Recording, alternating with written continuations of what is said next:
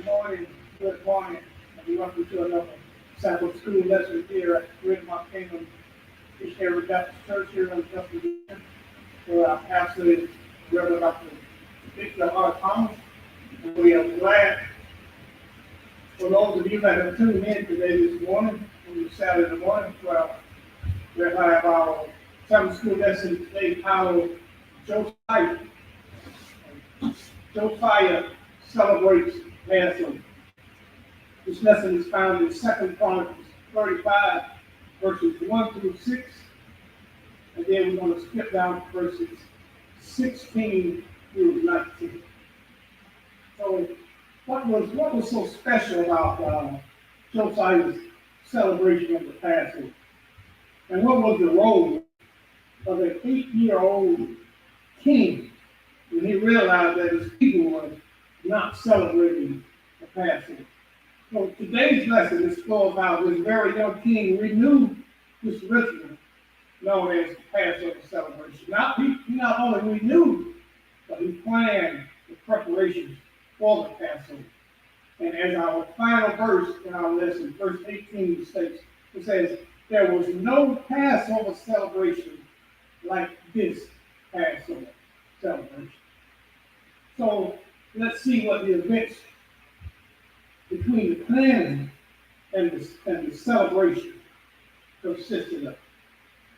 Again, our verses for today will be coming from 2 Chronicles 35, verses 1 through 6, and then verses 16 through 19. Verse 35, 2 Chronicles, verse 1 says, moreover, Josiah kept a Passover unto the Lord in Jerusalem, and they killed the Passover on the 14th day of the first month. And he set the priests in their charges and encouraged them to the service of the house of the Lord, and said unto the Levites that taught all Israel, which were holy unto the Lord, put the holy ark in the house which Solomon, the son of David, king of Israel, built. It shall not be a burden upon your shoulders. Serve now the Lord your God and his people, Israel. And prepare yourselves by the houses of your fathers, after your courses, according to the writing of David, king of Israel, and according to the writing of Solomon, his son, and stand in the holy place according to the divisions of the family, of the families of the fathers of your brethren, the people, and after the divisions of the families of the Levites. So kill the Passover, and sanctify yourself, and prepare your brethren, that they may do according to the word of the Lord by the hand of Moses. Then our verses is skipped to verse 16 through 19, and it says, so all the service of the Lord was prepared the same day to keep the Passover and to offer burnt offerings unto the altar of the Lord, according to the commandment of King Josiah. And the children of Israel that were present kept the Passover at that time, and the feast of the unleavened bread 7 days. And there was no Passover like that.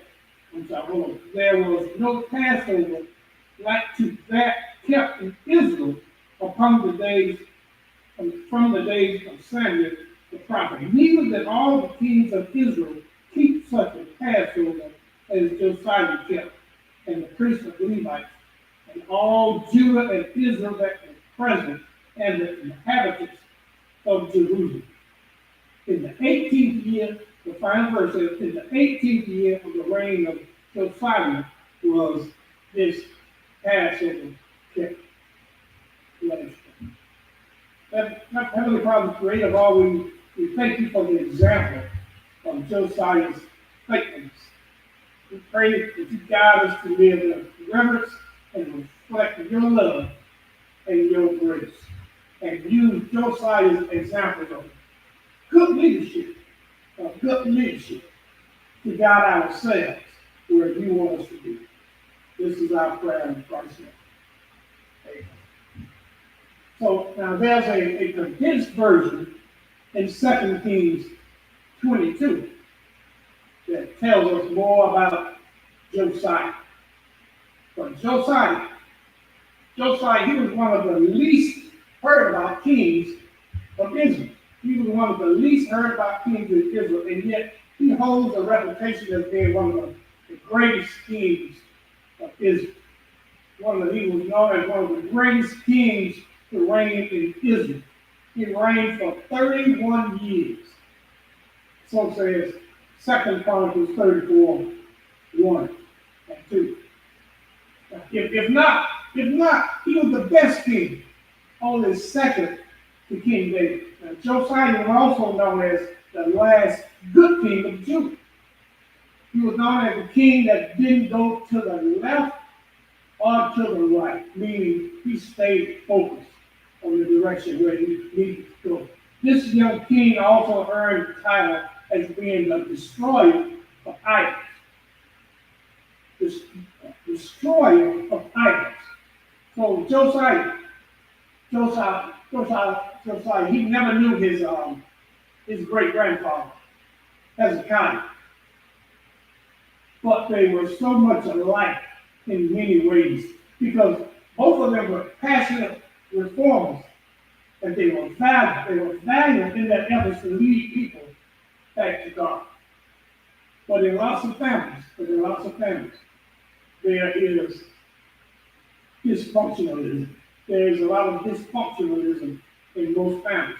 Because Josiah's father and his grandfather were exceptionally wicked and excellent evil kings. Josiah's father, King Ammon, and his grandfather, King Manasseh. Remember, Manasseh, he's the king that had Isaiah killed.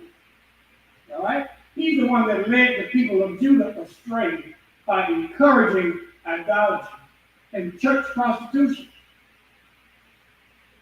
and the worship of pagan gods. He set altars. So it was like, it was like father, like son. One followed in the other's footsteps, like father, like son. So Josiah's father was so evil, that he didn't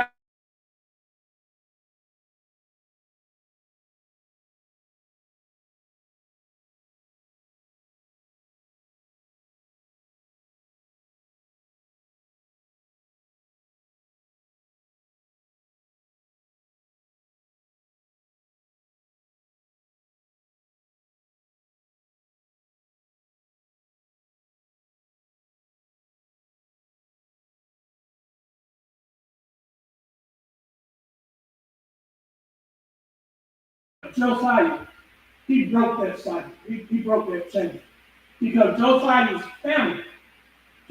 family history was so treacherous and evil that there was a time when people were doing whatever they wanted to do. I'm talking about inside the temple and outside the temple. But in our first verse today, it begins with the word moreover. Moreover, which means an addition or a furthermore. So let's see what information has to be added to as verse 33 in this 34th chapter here. It's going to introduce us to the 35th chapter, this last verse in the 34th chapter. Verse 33 of the 34th chapter, it says, and Josiah took away all the abominations out of the countries that pertained to the children of Israel, and made all that were present in Israel to serve, even to serve the Lord their God. And all his days they departed not from following the Lord, the God of their father. So Josiah, he was the one that tore down all the pornographic statues, and all the paintings and all the sculptures, all the emblems and symbols and signs that they had in the church, in that temple that they had. So he tore down all these idols. He tore them down. So this young king Josiah, he became king at the age of 8 years old, which is the age, I think is the approximate age of a third grader. A third grader as king. And he began his reform by removing all the abominations out of the country, not just in his area, but he went to the northern section also. He began his reform by removing all the abominations in the country during his 12th year as king. So he would be about 20 years old. And just what were some of these abominations and a lot of these detestable acts and bloodshed that was done by the past kings, which was his grandfather and his father.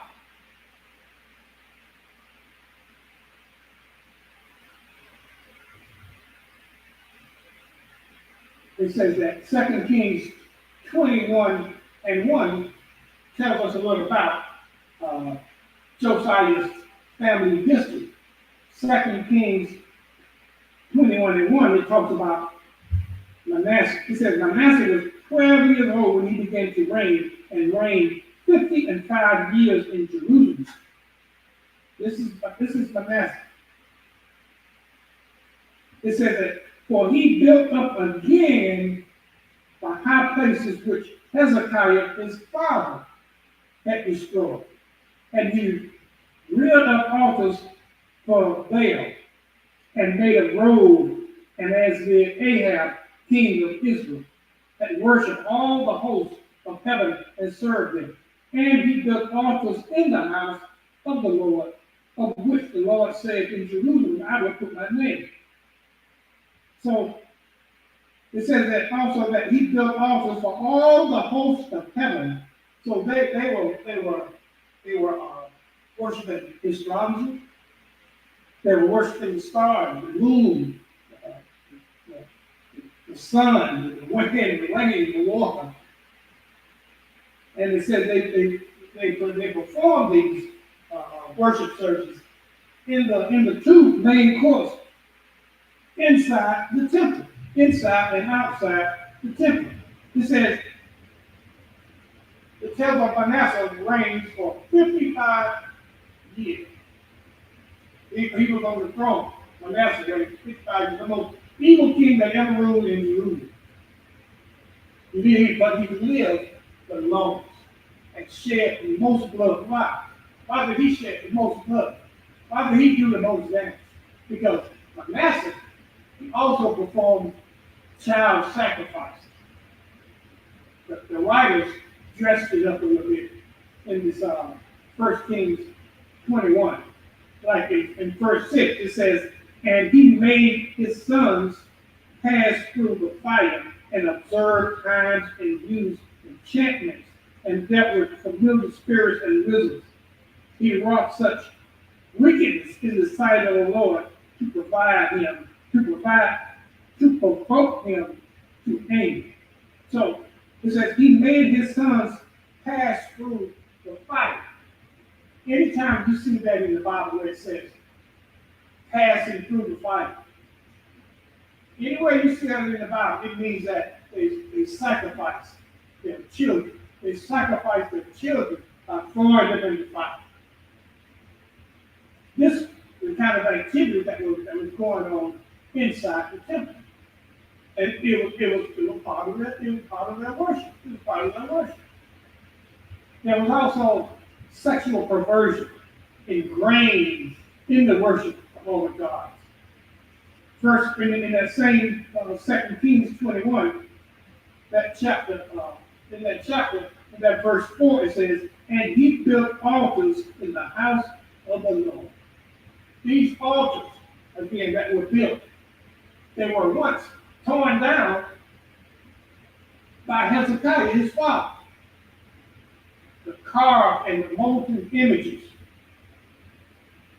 mentioned at the end of verse 3, the only way to describe what their worship service was like, what it was compared to, is to put up a pornographic movie in church on Sunday morning. And that would describe the type of activity that was going on in the church. And it also shows just how low the people had fallen away from God. And it shows how desperate the need for change and the need for reformation and revival was needed for the nation of Israel. They needed a revival. They needed a revival. They were in trouble. They were in trouble. They needed someone like Jonah to walk around the city like he did in Nineveh. But it's this very young king by the name of Josiah that would lead this revival. This young king, it's not about how old you are. It's not about how young you are in leadership. But what's inside of you that motivates you and drives you to succeed in order for you to prosper and be successful. How did he get here? How did Josiah get here? How did he get here? There was a prophecy about this young king. There was a prophecy about Josiah. And it called this prophecy was prophesied by name. It was prophesied Josiah by name. And it's found in 1 Kings 13. 1 Kings 13 in verses 1 through 3.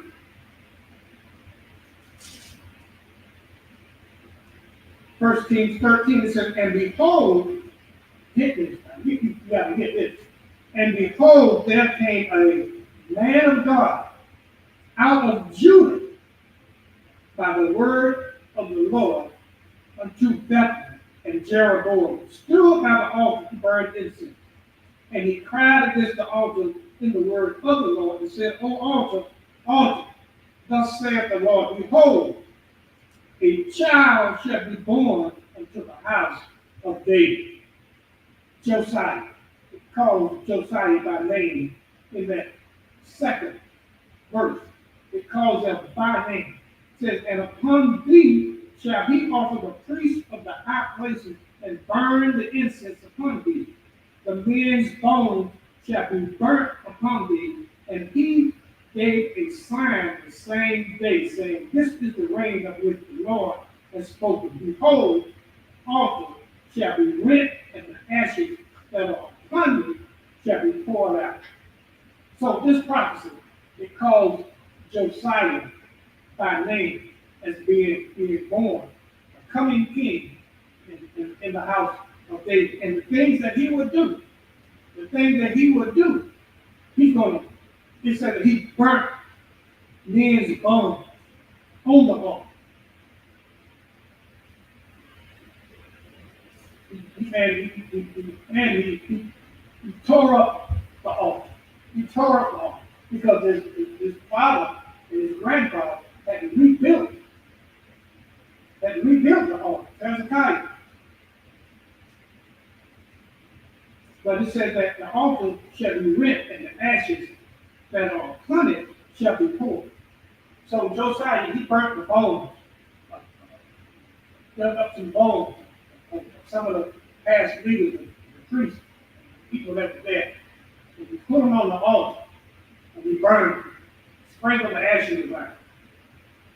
But it says that this man of God was said to be an unnamed prophet from Judah, sent by God.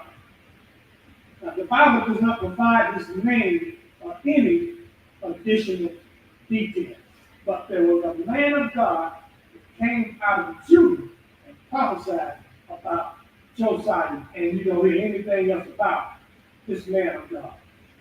We have a good assumption of who this unnamed prophet was. Back to Josiah and his dysfunctional family. But like I say, somebody had to be a good influence on Josiah.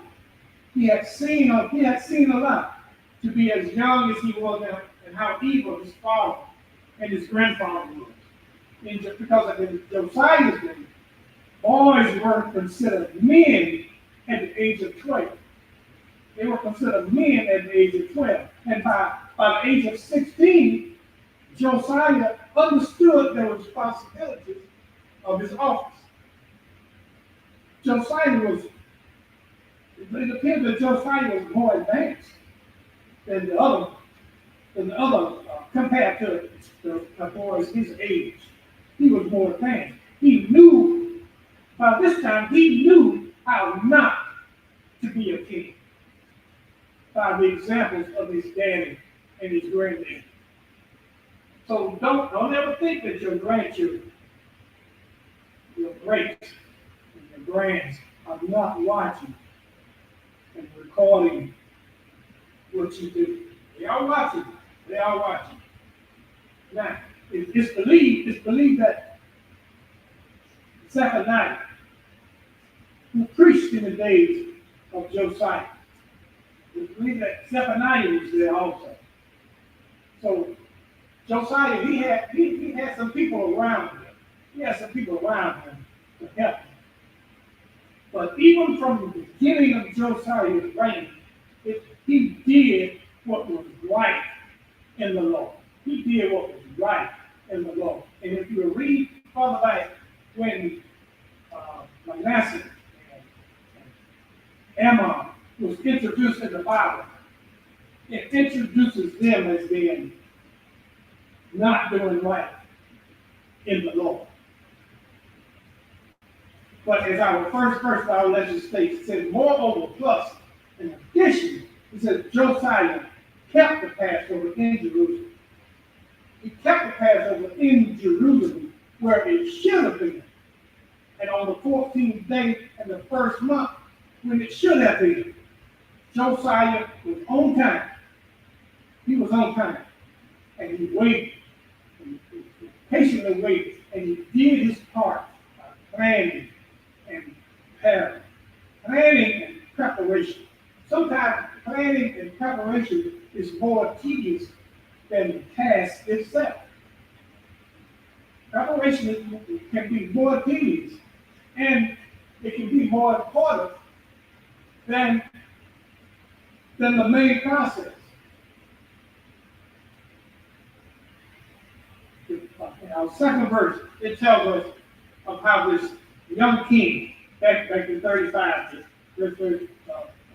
chapter 35, in the second verse, it tells us how the young king gave instructions to the priest, and he expressed how important this event was by encouraging them on their assignments. He gave them instructions. He gave them charges to keep. He gave them directions on what to do. Josiah instructed the Levites that taught. Why did the Bible mention that? Because all Levites were priests, but all Levites did not teach. Each one had their own assignment. They had their own instructions. So like each family in that area, when they were preparing for the Passover, each family had their own assignment. All the Levites,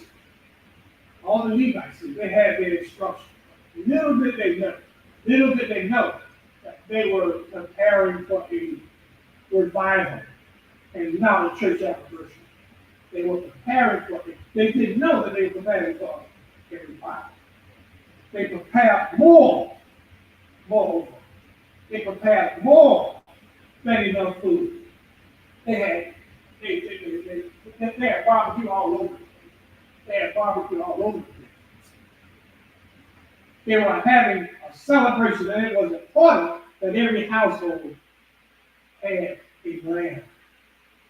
The priests, the Levites, they had a big job on that. Leadership had a big job on their hands. But they had this, think about it, they had this young king, giving direction. So like I said, it's not about age. It's not about age. Josiah, he gave instructions also to put the Ark of the Covenant back into the temple. During the holy, he said, bring the holy Ark in the house. Let it rest. Let it rest. He said, you don't have to worry. You don't have to worry about carrying it around on your shoulders. You don't have to carry that burden. So it won't be a burden to you anymore. Bring it back in the house and let it rest. Let the ark rest. Give it a resting place in the house where it's supposed to be. And not around these golden images and all these statues that they had already tore out of the temple. The total of offerings and animals was double than that of what Hezekiah's Passover consisted of. In verse 4, in our fourth verse, it says, Josiah, he instructs the Levites to organize themselves, meaning to divide yourselves up in families, in the ancestral families. Because, like I said, different families had different responsibilities, different tasks, and different responsibilities. Same goal. Everybody gave something, but the leaders gave first. And we see that in our church, how our leaders, our pastors, when there's an event coming up, or something that they need, he'll have his money, he'll have the check. He say, I'm giving mine. Here's mine and my wife's. That's leadership. Leadership gave first. Josiah gave first. Leadership gave first. Verse 8 says, that the priest gave willingly, also the Levites. And there was more animals. There were more animals that were brought for this Passover event. 2,600 small cows, 300 oxen. 300 oxen. There's something on the side for those of you that love some oxtails. There are no oxen in the United States. They are the oxtail that we buy from the grocery store, that we call them, they are cow food. We don't have oxen. Oxen are not. I don't believe oxen are in the United States. But all in all, Josiah did everything according to the way the Passover should have been celebrated. And moreover, Josiah did extra.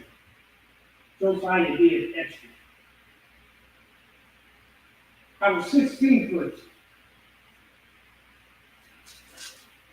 Our 16th verse says, so all the service of the Lord was prepared the same day to keep the Passover and to offer burnt offerings upon the altar of the Lord according to the commandments of King Josiah. So they kept the Passover. And after that, verse 17 says they celebrated the Feast of Unleavened Bread. That's another 7 days of celebration. And there was no Passover to that kept since the days of Samuel the prophet. This was some kind of large event. It was better than what the previous leaders had done. It was much more grander event. There was more giving.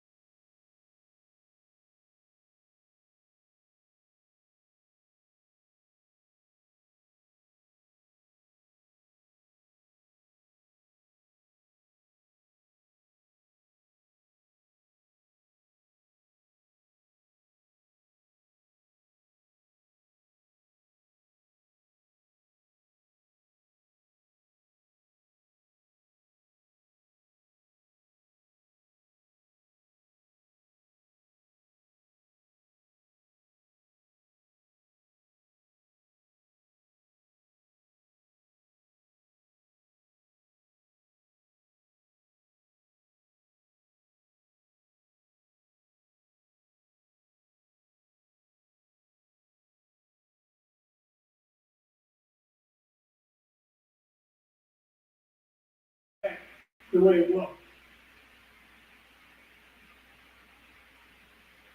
Because the temple in Jerusalem it had fallen almost into disrepair due to all the years of neglect and the idolatrous practices and the worship that was going on in the church. So during the repairs and the restoration that was being done, 2 Chronicles 34 and 14 says that Hilkiah, the high priest, he found the book of the law. The book of the law consisted of 5 books of Moses. In particularly the book of Deuteronomy. And it was chapter 8. It was believed that Deuteronomy 28 was said to be the book that was found, and the section that caused Josiah to tear his clothes, to rip his clothes when it was read to him. It was the section in Deuteronomy 28 that consisted of the blessings and the curses.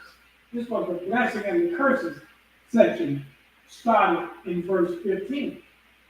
And if you would read chapter 28 of Deuteronomy, you'll see that the 28th chapter is filled with more curses than blessings. So, upon hearing the words of the book, Josiah, he was deeply moved. And what he did, he tore his robe. He tore his clothes. He was so distressed. He was here because he realized how far his people and the country had strayed away from the commandments. So this discovery led to significant religious reforms, tearing down pagan altars and idols, and the reinstatement of the Passover, bringing the ark back into the temple. The ark. That's another lesson for another day. But the ark, it was known as a power source. It was a power source. In it was power. It generated power. So what can we learn from this story about Josiah? The judgment on the nation was not his fault. The things that was happening to his nation because of the idolatry that was going on, it was not his fault. After all, his father and his grandfather, Manasseh and Ammon, who had led the nation away from their God, those are the ones that caused the problem. And here Josiah, this young king, is trying to solve the problem. Josiah, on the other hand, he had began, it says he had began seeking God while he was young. Look at 2 Chronicles 34 and 3. For in the 8th year of his reign, while he was yet young, he began to seek after the God of David, his father. And in the 12th year, he began to purge Judah and Jerusalem, and from the high places, and the groves, and the carved images, and the molten images. What's important about that?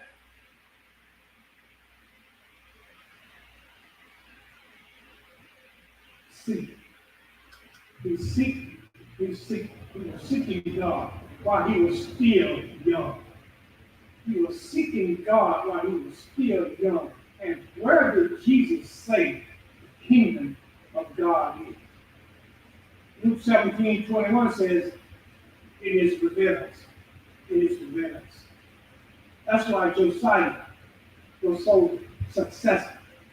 Because he meditated on the word. He thought about those words. He knew that more calamities, more judgment was coming.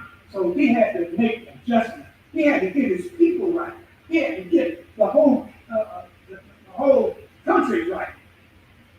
He had to prepare the people, get them ready to be restored and revived and bring them back to their true God. But his father and grandfather had caused so much corruption.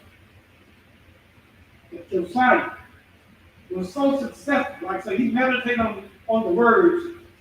He meditated on the words of the character. And he knew that all was not lost. He knew that there was hope for his people. Josiah, he took the responsibility for the sins of the nation. Josiah, he had some good advisors around him, it appeared. Josiah had some good people around him. A couple of years ago, when Trump and Biden, the way it wasn't hard, it was not a hard decision to make in order to vote for either Biden or Trump. Because I would rather have an old man with good people around him than a known fool that will not listen. During Josiah's lifetime, he stepped out with renewed faith, and we also need that type of renewed faith also. We need that humility that Josiah possessed, and we need to help to guide us. We need that to help to guide us in our lives. Like Josiah, we need to pursue reform. We need to pursue change, because one of the greatest reformations that can be made is ourselves. Some people just don't want to change and don't want to be told how to change. Because to change, it takes humility. You have to listen, and it requires humility. And humility is a virtue that brings wisdom and grace and favor. Josiah had all these qualities. He was not prideful. He was not prideful.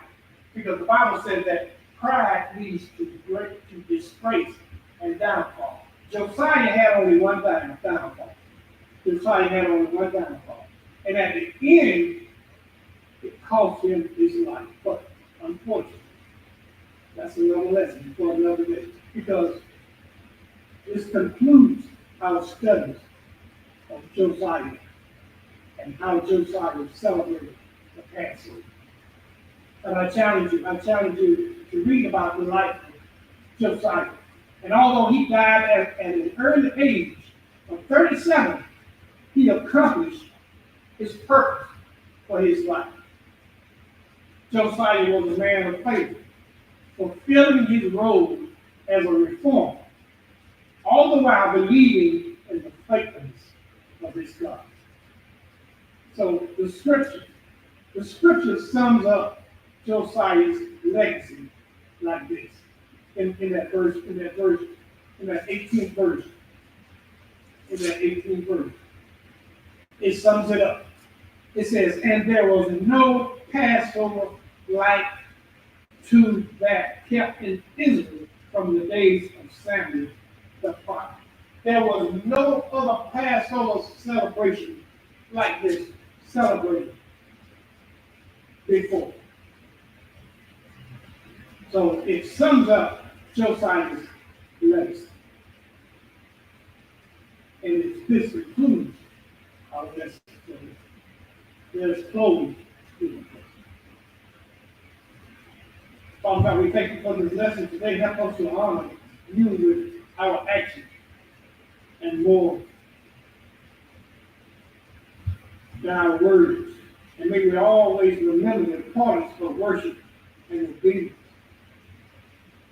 And let us learn from what was like Josiah, the wisdom that he possessed, the wisdom that you gave him at a young age. Help us to realize that it's not how old we are or how young we are, but what's in us. And what is it that we can produce to help others. This is our prayer. In Christ's name. So we thank you for joining us today. Join with us next time. Be with us next time. And as always, I want you to have more over than just a blessed day. For moreover, have a blessed life.